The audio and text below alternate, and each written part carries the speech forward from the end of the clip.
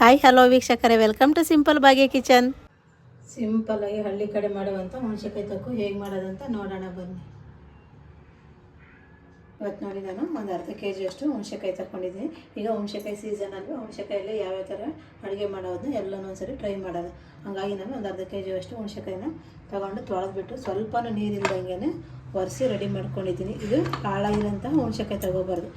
ಮುರಿದ್ರೆ ಒಳಗಡೆ ನೋಡಿ ಈ ಥರ ತಿರ್ಬೇಕು. ಈ ಥರ ಸ್ವಲ್ಪ ಹಾಳಾದ್ರೂ ಇದನ್ನು ತೆತ್ತಿ ಸೈಡ್ಗೆ ಇಡಬೇಕು. ಈ ಥರ ಹಾಳಾಗಿರೋ ಹುಣಸೆಕಾಯಿ ತೊಗೊಂಡ್ರೆ ಅಷ್ಟು ಚೆನ್ನಾಗಿ ಬರೋಲ್ಲ. ಈ ಥರ ಎಲ್ಲ ನಾವು ಮುರಿದು ಚೆಕ್ ಮಾಡ್ಕೊಳ್ಳೋಣ ಯಾವ ರೀತಿ ಹುಣಸೆಕಾಯಿ ಇರುತ್ತೆ ನೋಡಿ. ಈ ಥರ ಇರಬೇಕು. ಈ ರೀತಿ ಇದ್ದರೆ ಮಾತ್ರ ಚೆನ್ನಾಗಿರುತ್ತೆ ನೋಡಿ. ಇಷ್ಟು ಹುಣಸೆಕಾಯಿ ತೊಗೊಂಡು ಹುಣಸೆಕಾಯಿ ತೊಕ್ಕು ಹೇಗೆ ಮಾಡೋದಂತ ತೋರಿಸ್ತೀನಿ. ಅದಕ್ಕೆ ಬೇಕಾಗಿರುವ ಸಾಮಗ್ರಿಗಳು: ಅರ್ಧ ಕೆಜಿಯಷ್ಟು ಹುಣಸೆಕಾಯಿ, ಒಂದು 15ರಿಂದ 20 ಹಸಿಮೆಣ್ಸಿನ್ಕಾಯಿ. ನಾವು ಹುಣಸೆಕಾಯಿ ನೋಡಿಕೊಂಡು ಹಸಿಮೆಣ್ಸಿನ್ಕಾಯಿ ತೊಗೋಬೇಕು. ಸ್ವಲ್ಪ ಖಾರ ಮುಂದೆ ಇದ್ರೇ ಚೆನ್ನಾಗಿರುತ್ತೆ. ಹಾಗೆ ನಾನು ಇವತ್ತು ಕಲ್ಲುಪ್ಪು ಬಳಸ್ತಾ ಇದ್ದೀನಿ. ಹಾಗೆ ಸ್ವಲ್ಪ ಮೆಂತ್ಯ, ಅರಿಶಿನ ಪುಡಿ, ಸಾಸಿವೆ, ಜೀರಿಗೆ, ಹಿಂಗು ಮತ್ತು ಎಣ್ಣೆ ತೊಗೊಳ್ಳೋಣ. ಇಷ್ಟು ತೊಗೊಂಡು ಇವತ್ತು ಹುಣಸೆಕಾಯಿ ತೊಕ್ಕು ಮಾಡೋದನ್ನು ನೋಡೋಣ ಬನ್ನಿ. ನಾವು ತಗೊಂಡಂಥ ಹುಣಸೆಕಾಯಿನ ಕಟ್ ಮಾಡ್ಕೊಳ್ಳೋಣ. ಈ ಥರ ಕಟ್ ಮಾಡ್ಕೊಂಡು ಇರೋಂಥ ನಾರು ಮತ್ತು ಈ ಕಡ್ಡಿ ಎಲ್ಲ ಇರುತ್ತಲ್ಲ, ಈ ಕಡ್ಡಿ ಎಲ್ಲ ತೆಗೆದುಬಿಡೋಣ. ನೀವು ಎಳೆ ಹುಣಸೆಕಾಯಿ ಆದ್ರೇ ಹಾಗೆ ಹಾಕ್ಬೋದು. ಸ್ವಲ್ಪ ಬಲ್ತಿರೋ ಹುಣಸೆಕಾಯಿ ಆದರೆ ಈ ಥರ ನಾರೆಲ್ಲ ಇರುತ್ತಲ್ಲ, ನಾರು ತಕ್ಕೋಬೇಕು. ಎಷ್ಟು ಸಾಧ್ಯ ಆಗುತ್ತೋ ಅಷ್ಟು ಸಿಪ್ಪೆನೂ ತಕ್ಕೊಳ್ಳಿ. ಪೂರ್ತಿ ಸಿಪ್ಪೆ ತೆಗಿಯೋಕ್ಕೇನಾಗಲ್ಲ. ನಿಮ್ಗೆ ಎಷ್ಟು ಸಾಧ್ಯ ಆಗುತ್ತೋ ಅಷ್ಟು ಸಿಪ್ಪೆ ತಕ್ಕೊಳ್ಳಿ. ಸಿಪ್ಪೆ ತಗೊಂಡು ಹಿಂಗೆ ಒಂದು ಹುಣಸೆಕಾಯಿ 2-3 ಭಾಗ ಮಾಡ್ಕೊಳ್ಳೋಣ. ಆವಾಗ ನಮಗೆ ಕೆಟ್ಟಿರೋದಿದ್ರೂ ಗೊತ್ತಾಗುತ್ತೆ. ಚೆನ್ನಾಗಿರೋದಿದ್ರೆ ಎತ್ತಿಕೊಳ್ಳೋಣ, ಕೆಟ್ಟಿರೋದಿದ್ರೆ ಸೈಡ್ಗೆ ಇಟ್ಬಿಡೋಣ. ಈ ಥರ ಎಲ್ಲನೂ ಅಷ್ಟೇ ಒಂದು 4 ಭಾಗ ಮಾಡ್ಕೊಳ್ಳೋಣ ನೋಡಿ. ನಾರು ಈಸಿಯಾಗಿ ಬರುತ್ತೆ. ಹಾಗೆಯೇ ಕೆಟ್ಟಿರೋದಿದ್ರೆ ನಮಗೆ ಗೊತ್ತಾಗುತ್ತೆ. ಹಾಗೆ ಹಾಕಿದರೆ ಕೆಟ್ಟಿರೋದು ಇದ್ರೆ ನಮಗೆ ಗೊತ್ತಾಗಲ್ಲ. ಹಂಗಾಗಿ ಒಂದು 4 ಭಾಗ ಮಾಡ್ಕೊಳ್ಳೋಣ. ಎಲ್ಲ ಹುಣಸೆಕಾಯಿ ಇದೇ ರೀತಿ ಚೆಕ್ ಮಾಡ್ಕೊಳ್ಳೋಣ.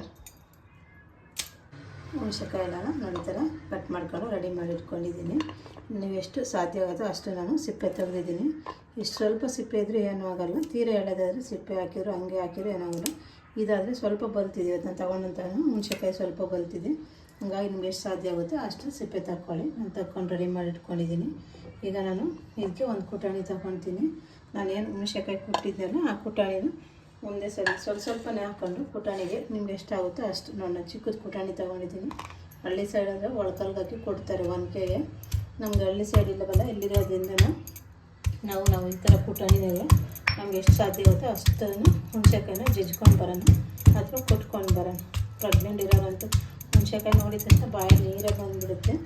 ಅಂಥವ್ರಿಗೂ ಒಂದು ಟೈಮ್ ಬಿಸಿ ಅನ್ನೋ ಜೊತೆ ನಾವು ಹುಣಸೆಕಾಯಿ ತೊಕ್ಕು ಹಾಕ್ಕೊಡ್ಬೋದು, ತುಂಬ ಚೆನ್ನಾಗಿರುತ್ತೆ ನೋಡಿ. ಹುಣಸೆಕಾಯಿ ಜಜ್ಜಿದಾಗಿದೆ. ನಾವು ಇದ್ರಾಗೆ ಬೀಜ ಇರುತ್ತೆ ನೋಡಿ, ಸ್ವಲ್ಪ ಬಲ್ತಿರೋದ್ರಿಂದ ಬೀಜ ಹಾಗೇ ಇರುತ್ತೆ. ಅದು ನುಣ್ಗಾಗಲ್ಲ. ಎಳೆದಾದರೆ ನುಣ್ಗಾಗ್ಬಿಡುತ್ತೆ. ಇಂಥ ಬೀಜ ಎಲ್ಲನ ಸಪ್ರೇಟ್ ಮಾಡ್ಕೊಂಡು, ಬೀಜ ಸಪ್ರೇಟ್ ಮಾಡ್ಕೊಂಡು ನಾವೇನು ಜಜ್ಜಿರ್ತೀವಲ್ಲ ಅದನ್ನು ಮತ್ತೆ ಸಪ್ರೇಟ್ ಮಾಡ್ಕೊಂಡು ನೋಡೋದು. 2 ಬೀಜ ಸಿಕ್ಕಿದೆ. ಆ ಬೀಜ ಎತ್ಬಿಟ್ಟು ನಾನು ಇವಾಗ ಸಪ್ರೇಟ್ ಮಾಡಿ ತೊಕ್ಕೂ ಸಪ್ರೇಟ್ ಮಾಡ್ತಾಯಿದ್ದೀನಿ ನೋಡಿ. ಅಷ್ಟು 2ರಿಂದ 3 ಬೀಜ ಸಿಕ್ಕಿದೆ. ಈ 3 ಬೀಜನ ಎತ್ಬಿಟ್ಟು ಸೈಡ್ಗೆ ಹಾಕೋಣ. ಇಲ್ಲಾಂದರೆ ಹುಣಸೆ ತೊಕ್ಕು ಹೋಗೋರು ಬರುತ್ತೆ. ಹಾಗಾಗಿ ನೋಡಿ ಇವಾಗ ಏನು ಬೀಜ ಇಲ್ಲ. ಇದನ್ನ ಎತ್ತಿ ಒಂದು ಬೌಲ್ಗೆ ಹಾಕ್ಕೊಳ್ಳೋಣ. ಇದೇ ರೀತಿ ಎಲ್ಲನೂ ನಾವು ಜಜ್ಕೊಂಡು ಬರೋಣ ನೋಡಿ. ಕುಟಾಣಿನಾಗೆ ಎಲ್ಲ ಕುಟ್ಕೊಂಡು ರೆಡಿ ಮಾಡಿ ಇಟ್ಕೊಂಡಿದ್ದೀನಿ. ಈಗ ಇದನ್ನು ನಾನು ಒಂದು ಮಿಕ್ಸಿ ಜಾರ್ ತಗೊಂಡಿದ್ದೀನಿ. ಮಿಕ್ಸಿ ಜಾರಿಗೆ ನಾನೇನು ಕುಟಾಣಿನ ಕೊಟ್ಟಿದ್ದೀನಲ್ಲ ಅದನ್ನು ಹಾಕ್ತೀನಿ. ಮಿಕ್ಸಿಗೆ ಒಟ್ಟಿಗೆ ಹಾಕಿದರೆ ನುಣ್ಣಗಾಗಲ್ಲ. ಹಾಗಾಗಿ ನಮಗೆ ಎಷ್ಟು ಸಾಧ್ಯ ಆಗುತ್ತೋ ಅಷ್ಟು ನಾವು ಕುಟಾಣಿಯಲ್ಲಿ ಕುಟ್ಕೋಬೇಕು. ಡೈರೆಕ್ಟ್ ಮಿಕ್ಸಿಗೆ ಹಾಕಿದ್ರೆ ಅದು ಕಾಯಿ ಮತ್ತು ಬೀಜ ಇರುತ್ತಲ್ಲ, ನುಣ್ಣಗಾಗಲ್ಲ. ಅದಕ್ಕೋಸ್ಕರ ನಾವು ಫಸ್ಟು ಕುಟಾಣಿಯಲ್ಲಿ ಕುಟ್ಕೊಂಡು ಆಮೇಲೆ ನಾವು ಮಿಕ್ಸಿಗೆ ಹಾಕ್ಕೋಬೇಕು. ಎಲ್ಲನೂ ಇದ್ರ ಜೊತೆ ನಾನು ಇದನ್ನು ಹಾಕ್ಬಿಟ್ಟು ಇದ್ರ ಜೊತೆ ನಾನೇನು ಹಸಿಮೆಣ್ಸಿನ್ಕಾಯಿ ತೊಗೊಂಡಿದ್ದೆನೋ ಆ ಹಸಿಮೆಣ್ಸಿನ್ಕಾಯಿನ ಇದ್ರ ಜೊತೆನೇ ಹಾಕ್ತಾಯಿದ್ದೀನಿ. ಹಾಗೆಯೇ ಉಪ್ಪು, ಸ್ವಲ್ಪ ಕಲ್ಲುಪ್ಪನ್ನು ರುಬ್ಬೋದಕ್ಕೋಸ್ಕರ ನಾನು ನೋಡಿ ರುಚಿಗೆ ಎಷ್ಟು ಬೇಕೋ ಅಷ್ಟು ಕಲ್ಲುಪ್ಪು ಹಾಕ್ತಾಯಿದ್ದೀನಿ. ಇಷ್ಟು ಹಾಕಿ ನೀರು ಏನು ಹಾಕಬಾರ್ದು. ಹಾಗೆಯೇ ಪೇಸ್ಟ್ ಥರ ಮಾಡ್ಕೊಂಡು ಬರೋಣ ನೋಡಿ. ರುಬ್ಬಿರೋಂಥ ಪೇಸ್ಟ್ ರೆಡಿಯಾಗಿದೆ. ನಿಮ್ಗೆ ಎಷ್ಟು ಸಾಧ್ಯ ಆಗುತ್ತೋ ಅಷ್ಟು ನುಣ್ಣಗೆ ರುಬ್ಕೊಳ್ಳಿ. ಜಾಸ್ತಿ ತರಿತಾಗೆ ರುಬ್ಬೋಕ್ಕೋಬೇಡಿ. ನೀರು ಹಾಕದೇ ಉಪ್ಪು ಮತ್ತು ಮೆಣಸಿನ್ಕಾಯಿ ಹಾಕಿರ್ತೀವಲ್ಲ, ನುಣ್ಣಗಾಗುತ್ತೆ. ನೋಡೋಣ ನುಣ್ಣಗಾಗಿದೆ. ನೀವು ಇದೇ ಥರ ರುಬ್ಕೊಳ್ಳಿ. ಈಗ ಬನ್ನಿ ಹೇಗೆ ಮಾಡೋದಂತ ನೋಡೋಣ. ನಾನು ಚಿಕ್ಕದು ಬಾಣಲಿ ತಗೊಂಡಿದ್ದೀನಿ, ಒಗ್ಗರಣೆ ಬಾಣಲಿನ. ಆ ಬಾಣಲಿ ನಾನು 1 ಸ್ಪೂನ್ ಆಗೋವಷ್ಟು ಮೆಂತ್ಯ ಹಾಕಿದ್ದೀನಿ. ಚಿಕ್ಕ ಸ್ಪೂನಲ್ಲಿ 1 ಸ್ಪೂನ್ ಆಗೋವಷ್ಟು ಮಾತ್ರ ಮೆಂತ್ಯ ಹಾಕಿದ್ದೀನಿ. ಮೆಂತ್ಯನ ಹುರ್ಕೊಳ್ಳೋಣ. ಸ್ವಲ್ಪ ಲೈಟಾಗಿ ಕಲರ್ ಚೇಂಜ್ ಆಗೋರು ಹುರ್ಕೊಳ್ಳೋಣ. ನಾನು ಸಾಸಿವೆ ಮತ್ತು ಜೀರಿಗೆ ಯಾವುದನ್ನು ಹುರಿಯೋದಿಲ್ಲ, ಬರೀ ಮೆಂತ್ಯ ಮಾತ್ರ ಹುರ್ಕೊಳ್ತಾ ಇದ್ದೀನಿ. ನೀವು ಬೇಕು ಅಂದರೆ ಸಾಸಿವೆ ಮತ್ತು ಜೀರಿಗೆ ಎರಡನ್ನೂ ಹುರ್ಕೊಂಡಾದ್ರೂ ಹಾಕ್ಕೊಳ್ಳಿ, ಹಾಗೇನಾದ್ರೂ ಹಾಕ್ಕೊಳ್ಳಿ. ಯಾವ ರೀತಿ ಹಾಕ್ಕೊಂಡು ಚೆನ್ನಾಗಿರುತ್ತೆ.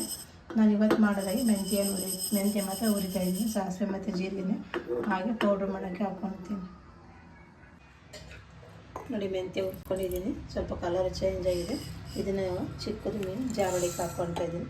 ನಾನು ಆಲ್ರೆಡಿನ ತೊಕ್ಕು ಮಾಡಿ ಇಟ್ಕೊಂಡಿದ್ದೀನಿ ಜಾಸ್ತಿನೇ, ಹಂಗಾಗಿ ಇವಾಗ ವೀಡಿಯೋಗೋಸ್ಕರ ಸ್ವಲ್ಪ ಮಾಡಿ ತೋರಿಸ್ತಾ ಇದ್ದೀನಿ. 1 ಸ್ಪೂನ್ ಆಗೋವಷ್ಟು ಜೀರಿಗೆ ಏನಿದೆ ಜೀರಿಗೆನ ಹಾಕ್ತಾಯಿದ್ದೀನಿ. ಹಾಗೆಯೇ ಒಂದು ಸ್ಪೂನ್ ಆಗೋವಷ್ಟು ಸಾಸಿವೆನೂ ಹಾಕ್ತೀನಿ. ಎಲ್ಲನ ಡ್ರೈ ಪೌಡ್ರ್ ಮಾಡ್ಕೊಬರ್ಬೇಕು ನಾವು, ಮತ್ತು ನೀರಿಗೆ ಏನು ಹಾಕ್ಬಾರ್ದು, ಹಾಗೆಯೇ ಪೌಡ್ರ್ ಮಾಡ್ಕೊಂಡು ಬರೋಣ ನೋಡಿ. ಪೌಡ್ರೂ ರೆಡಿಯಾಗಿದೆ, ಹಾಗೆಯೇ ಪೇಸ್ಟ್ ರೆಡಿಯಾಗಿದೆ. ಬನ್ನಿ ಈಗ ಹೇಗೆ ಮಾಡೋದಂತ ನೋಡೋಣ. ನಾನು ಸ್ಟವ್ ಮೇಲೆ ಒಂದು ಬಾಣಲೆ ಇಟ್ಟಿದ್ದೀನಿ, ಬಾಣಲೆ ಬಿಸಿಯಾಗಿದೆ. ಆಗಲೇ ನಾನು ನಿಮ್ಮ ವೀಡಿಯೋದಲ್ಲಿ ಎಣ್ಣೆ ತೋರಿಸಿಲ್ಲ, ಹೇಳಿದ್ದೀನಿ. ಒಂದು 4ರಿಂದ 5 ಸ್ಪೂನ್ ಆಗೋವಷ್ಟು ಎಣ್ಣೆ ಹಾಕೋಣ. ಸ್ವಲ್ಪ ಎಣ್ಣೆ ಜಾಸ್ತಿ ಇಲ್ಲಿ ಚೆನ್ನಾಗಿರುತ್ತೆ, ಅಂದರೆ ತೀರಾ ಜಾಸ್ತಿ ಬೇಡ, ಅದು ಒಗ್ಗರಣೆಗೆ ಸ್ವಲ್ಪ ಎಣ್ಣೆ ಇದ್ರೇ ಚೆನ್ನಾಗಿರುತ್ತೆ. ಈಗ ಎಣ್ಣೆ ಬಿಸಿಯಾಗಲಿ. ಈಗ ನೋಡಿ ಎಣ್ಣೆ ಬಿಸಿಯಾಗಿದೆ. ನಾನು ಒಂದು ಸ್ವಲ್ಪ ಸಾಸಿವೆ ಹಾಕ್ತಾಯಿದ್ದೀನಿ, ಹಾಗೆ ಒಂದು ಸ್ವಲ್ಪ ಜೀರಿಗೆ ಹಾಕ್ತಾಯಿದ್ದೀನಿ. ಸ್ವಲ್ಪ ಹಾಕ್ತೀನಿ, ಯಾಕಂದರೆ ನಾನು ರುಬ್ಬದಕ್ಕೂ ಹಾಕಿದ್ದೀನಲ್ಲ, ಸ್ವಲ್ಪ ಹಾಕ್ತಾಯಿದ್ದೀನಿ. ಇದ್ರ ಜೊತೆನೇ ನಾನು 2ರಿಂದ 3 ಒಣಮೆಣ್ಸಿಕಾಯಿನ ಒಗ್ಗರಣೆಗೆ ರೆಡಿ ಮಾಡಿ ಇಟ್ಕೊಂಡಿದ್ದೆ. ಒಗ್ಗರಣೆಗೆ ಒಣಮೆಣ್ಸಿಕಾಯಿನ ಹಾಕ್ತಾಯಿದ್ದೀನಿ. ನೀವು ಬೆಳ್ಳುಳ್ಳಿನಾದ್ರು ಹಾಕ್ಕೋಬೋದು, ಬೆಳ್ಳುಳ್ಳಿ ತಿನ್ನೋದು, ಇವತ್ತು ನಾನು ಬೆಳ್ಳುಳ್ಳಿಯನ್ನು ಹಾಕ್ತಾಯಿಲ್ಲ. ಇದ್ರ ಜೊತೆ ನಾನು ನೋಡಿ 2 ಹಿಂಗೆ ತಗೊಂಡಿದ್ದೆ, ಆ ಹಿಂಗನ್ನು ಹಾಕ್ತಾಯಿದ್ದೀನಿ ಒಗ್ಗರಣೆಗೆ. ಉರಿ ಕಮ್ಮಿ ಇಟ್ಕೊಳ್ಳೋಣ, ಉರಿ ಜಾಸ್ತಿ ಇಟ್ಕೊಬೋದು. ಉರಿ ಇರೋದ್ರಿಂದ ಹಿಂಗೆ ಹಾಕಿದ್ರೆ ಜೀರ್ಣಶಕ್ತಿ ಚೆನ್ನಾಗಿರುತ್ತೆ.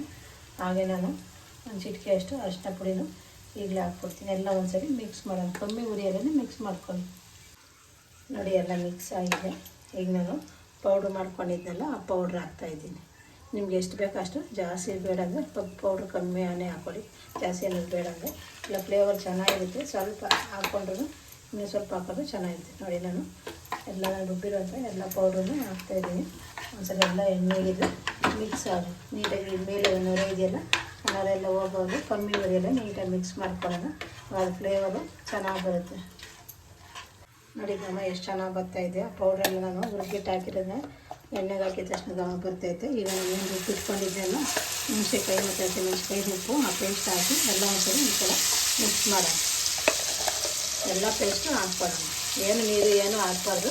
ನಾವೇನು ರುಬ್ಬಿರ್ತೀವಲ್ಲ ಪೇಸ್ಟ್ ಮಾತ್ರ ಹಾಕ್ಕೋಬೇಕು.